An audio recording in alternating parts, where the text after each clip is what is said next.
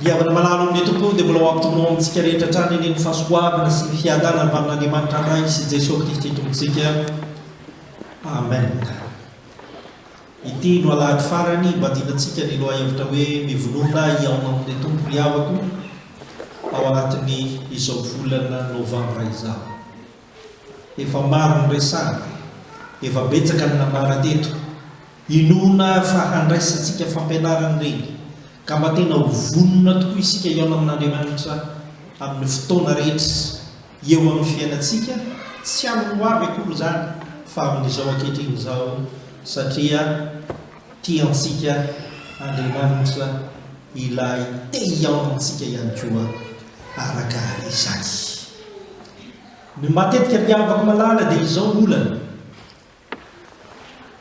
manontany teny isika manao hoe fa inona marina no tokony hiaonana, tokony avonona sy tokony hanomanana, zany hoe fiaonana amin'Andriamanitra zany ve tsy efa mandeha ho azy, tsy rehefa miteny ve aho hoe mino an'Andriamanitra tsy efa tokony vonona ny dikan'izany sy ny sisa sy ny sisa.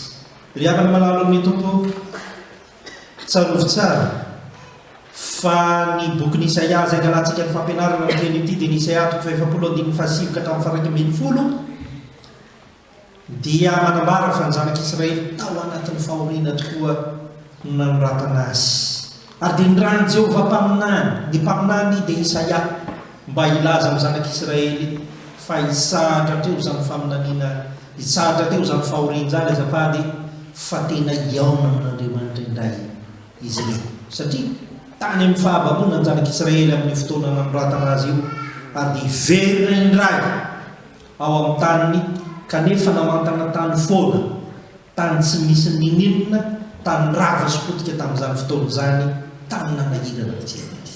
Riavana malala nandeha teo azy zany zavatra rehetrarehetra zany dia na tsy afaly nefa ny zanak'Israely satria afaka miaona amin'Andriamanitra indray izy, satria fony izy babo dia tsy navela ifanahy amin'Andriamanitra na hivavaka amin'ny Jehovah'Andriamanitra, fa manomboka eo kosa izy dia afaka miaona amin'Andriamanitra, ary dia izany no fampanantenana nentin'ny mpaminany ho azy ireo.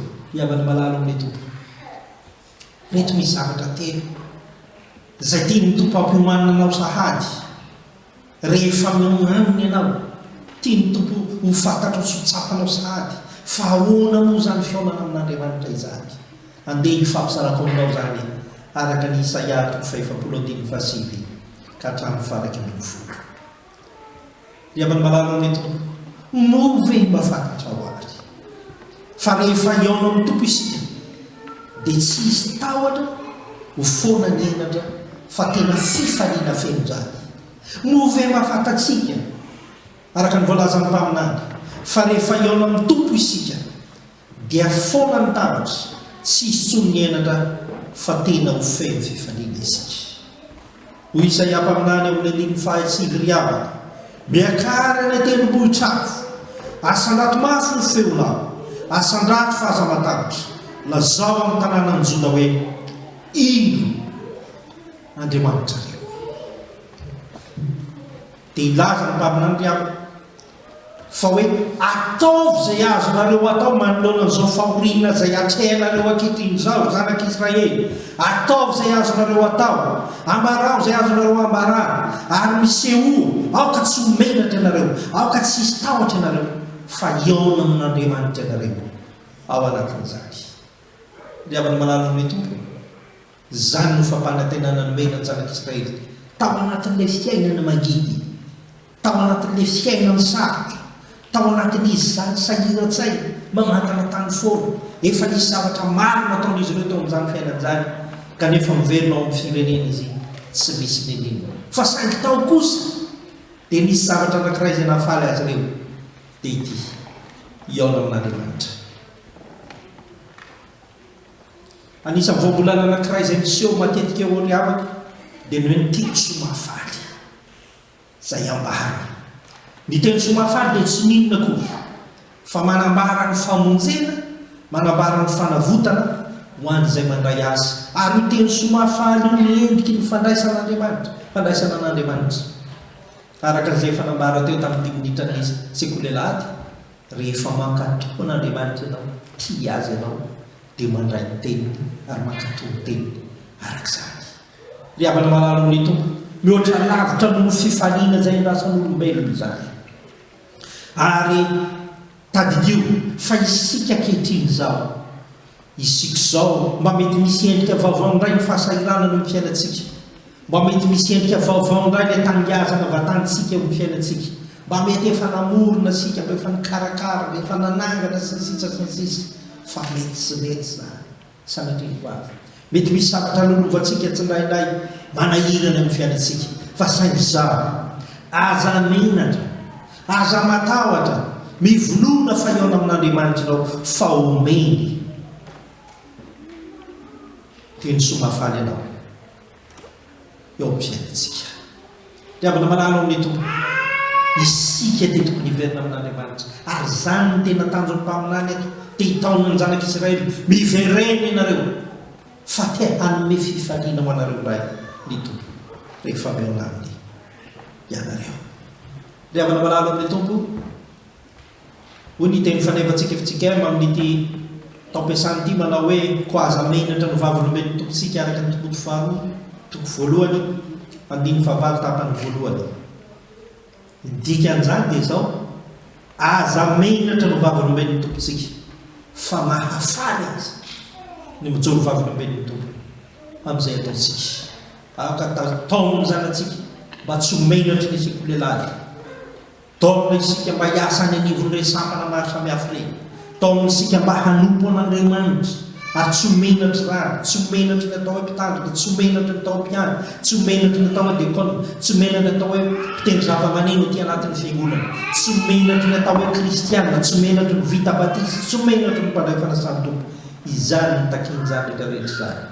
Ry havana malala, tian'Andriamanitra isika ary tia nomena fifaliana isika. Asehoy fa vonona andraisany fifaliana izany ianao, na amin'ity ora sy fotoana ity azy. Asehoy izany fifaliana izany dia efa nomen'Andriamanitra anao. Raha nanaraka tsara amin'ny famakiana ny pely topa teo isika ry havana ao amin'ny Apokalipsy, dia misy an'izao Apokalipsy toko faha 1:20, andininy fahatelo sy ny fahaefatra. Ino ny taberna kelin'Andriamanitra dia eo amin'ny olona, ary Andriamanitra mitoetra ho aminy dia ho Andriamanitra, ho fafany ranomaso rehetra amin'ny masony, ary tsy fahafatesana intsony sady tsisy alahelo fitaraina amin'ny fanahitaina, fa efa lasa ny zavatra taloha. Ry havana malala ianao izay mandresa ny tenin'Andriamanitra izany, mofetsy izany no manahirana antsika izao. Misy zavatra mampalahelo, misy zavatra mampitomany, misy zavatra mampitaraina, misy zavatra manahitaina. Izany ny ainatsika isan'andro naizanaiza misy amintsika. Tian'Andriamanitra isolonao aminao zany ankehitriny, tiany soloana fifaliana zany, mivonona ianao handray ny tompo fa zavatra tsotra izany rehetrarehetra izany. Diavana malala, efa vononao amin'izany ve isika? Izay ny fanontaniana mipetraka ankehitriny. Efa vononao amin'izany ve isika sa mbola hitoetra ao anatin'ny ranomaso? Efa vonona mandray ny fifalian'ny tompo fa isika sa mbola hiteta ao anatin'ny fanahitainana sy ny fitaraina? Efa vonona handray ny tompo fa isika sa mbola tia miala hemy ary eo amin'ny fiainantsika? Mazava ny ataon'ny tompo amintsika, rehefa mionamina isika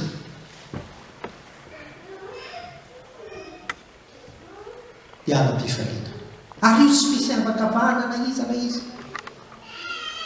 Araka ny voalazany Lioka toko faha 2:5-3 manao hoe fa hiaka amin'izay rehetra mitoetra ty ambony tany rehetra ny fitsarana, fa saingy kosa ao anatin'izany fitsarana izany dia mifidiana ny fifaliana, satria ny mpitsara antsika dia sady mpamonjy hatrany. Ry havana malala, tian'Andriamanitra isika, mbola manana fotoana isika bebany, mbola manana fotoana isika iomana, mbola manana fotoana isika andraisana ny famonjena. Tsarovy fa raha vonona ianao amin'ny tompo isika dia omeny fifaliana araka izany. Fa tsy fifaliana ihany, fa ny faharoa ry havako dia izao, omeny ny tompo valim-pity araka ny heriny ihany koa isika rehefa miaona aminy. Ankoatra ny fifaliana izay omeny ny tompo antsika, dia omeny ny tompo valim-pity isika rehefa miaona aminy. Hoy ny 10:10 amin'ny Isaia toko 5 ry havako, iny Jehovah tompo avy amin'ny heriny ka ny sandiniany no anapaka. Iny no valim-pity atolondreny aminy ary ny valy ny asany omeny dia eo an'ilay. Tsy vitany hoe hifanatrika amin'ny tompo fotsiny tsika. Tsy vitany hoe tahaka ny hoe mifanatrika amin'ny olona anankiray ianao dia matahotra mifampijerijery sy ny sisa eo. Tsy zany no omeny tompo anao. Tsy mila manao akamata sika rehefa meno amin'ny tompo. Tsy mila mandinika amin'ny sainana iny sika rehefa meno amin'ny tompo. Fa saingy izao ny azo antoka dia ity: raha vonona meno amin'ny tompo ianao, akoatra ny fifaliana izay efa nomeny anao, dia omeny valim-pity ianao.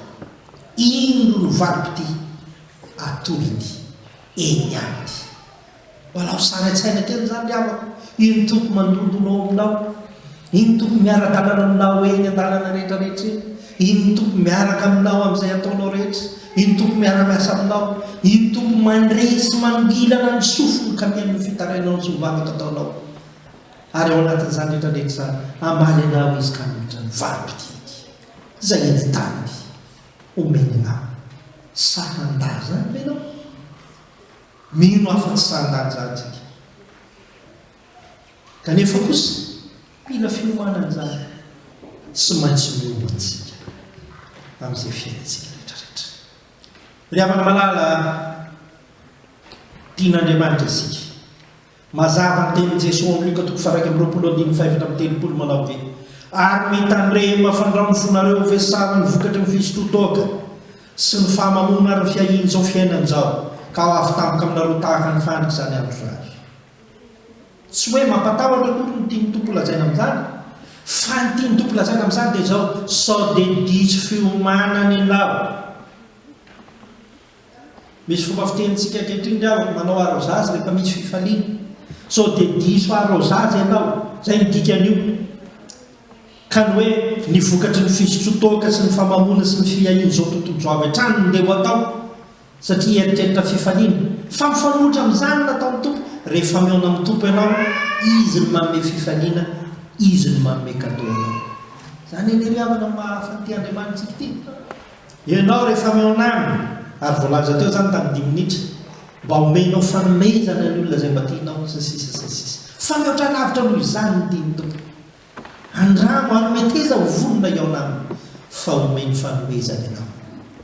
Na ianao nadidy, na ianao sendra solavaka, na ianao sendra variana, na ianao sendra mafilona, na ianao sendra ny asa be, na ianao nahavita ninninona teo amin'ny asa am-piangonana, mahazo ny valim-pitiany avy ny tsirairay eo anatrehan'Andriamanitra. Ny azo antoka dia ity: rehefa mibebaka ianao isan'ny fiomanana zany, dia omeny ny tompo valim-pity ianao.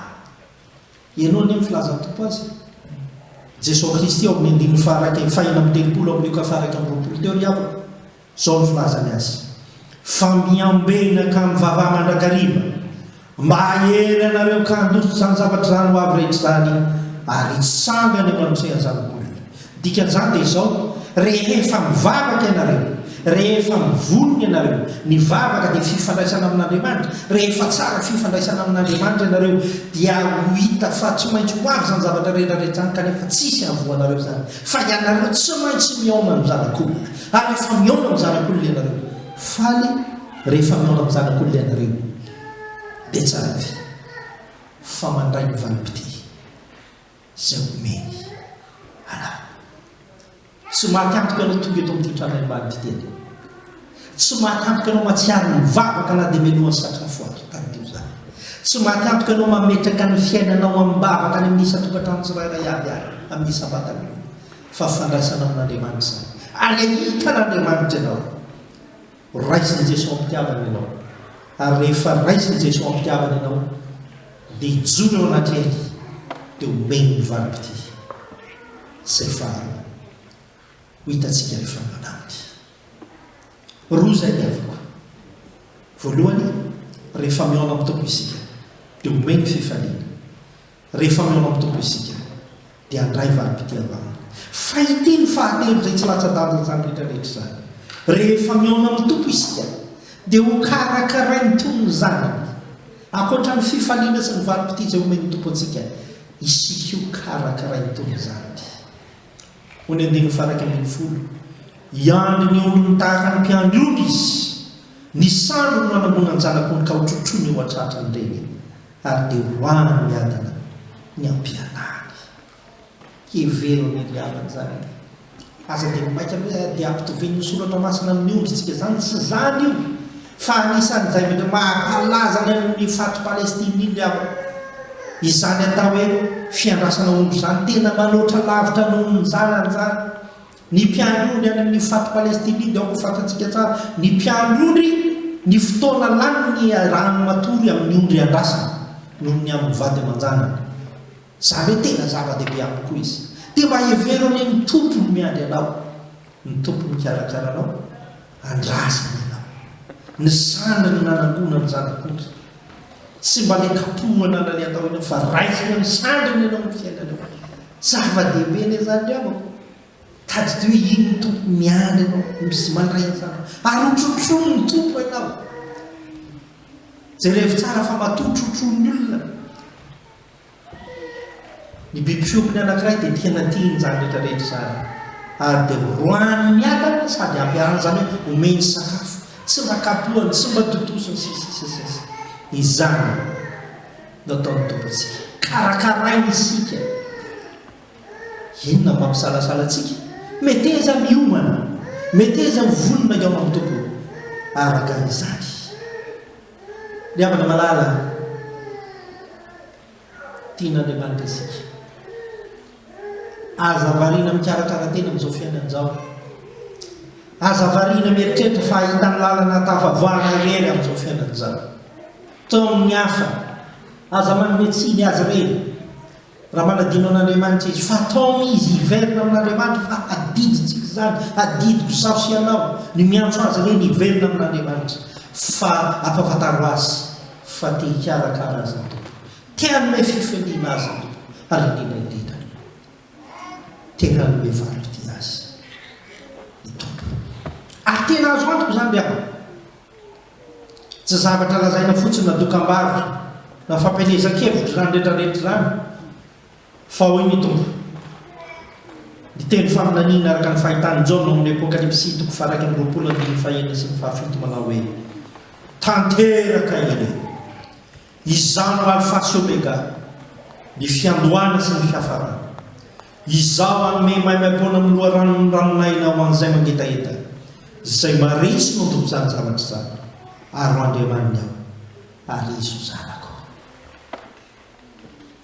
mpandresy anao sasanatry ny vava resy fantatrao zany no valan'izany fa miantona aminao fa rehefa vonony ianao dia tafavaka mandresy iao amin'ny tompo ampifaliana andray varity aminy ary indrindra indrindra ho karakaray ho fiainanao fitiavana amin'ny tompo antsika maimaimpona zany avako kometeza iomana sy ho vonona iao amin'ny tompontsika amen